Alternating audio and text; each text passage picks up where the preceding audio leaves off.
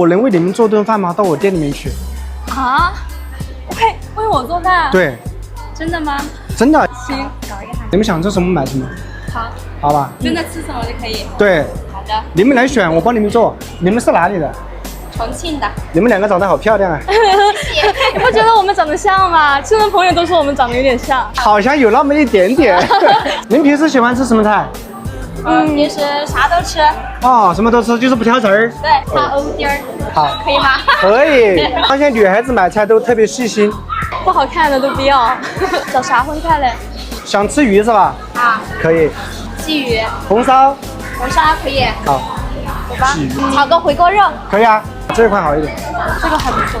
够不够？够了。好简单啊。吃不下多少。你们两个谁做饭更好吃一点？他呀。我跟他学呢。我觉得你们两个长得好甜美呀。谢谢。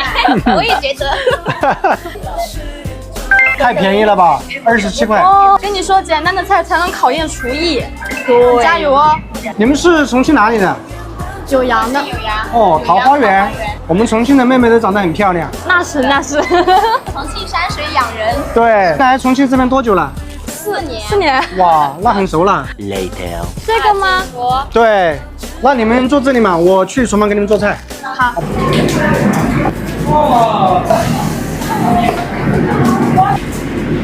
菜我们已经全部配完了，菜帮你们配好了，我们一起去炒菜。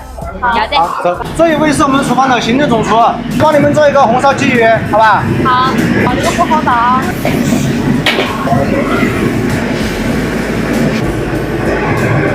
现在帮你们炒一个回锅肉。好，这是要炒的刚刚好的那种。不争气的流了口水。那你葱不要了吗？好的。爆炒。放点白醋，它不会变色。哦。现在帮你们炒一个空心菜。哇。6。走，吃饭吧。辛苦了。不辛苦。尝一下味道怎么样？好吃。我在外头吃红烧鱼，都是甜的，你知道吗？我终于知道不是甜的红烧鱼了。哦，味道还能接受吗？好吃。试下这个回锅肉怎么样？香，我已经试了。这个肥肉一点也不腻。真的吗？啊，好吃。我是要一大碗你看的。努力的全部吃完。那要加油哦。鱼好吃啊。那鱼肉好嫩啊！我平时做的时候，那个鱼肉总是有点老。你们一般在家都做什么菜？我拿手的就是各种土豆丝、土豆片、土豆块。今天这一餐我们买菜27块钱。主要是你炒出了那种，知道吧？饭店里面的高级的感觉。其实今天的菜很普通，就是家常。还是比较喜欢吃这种家常菜的味道。好吃。你觉得怎样的男孩子比较吸引你？我喜欢阳光一点的，个子高一点的，幽默一点的。我知道了，那个阳光开朗大男孩。我比较喜欢做川菜，还有海鲜。我最喜欢吃的就是川菜和海鲜了。哦，你们在重庆目前做什么工作？老师，老师，你呢？我也是高中。高中老师。哇，好厉害呀！你们给下一代传递美好知识的。那你们觉得在重庆生活压力大吗？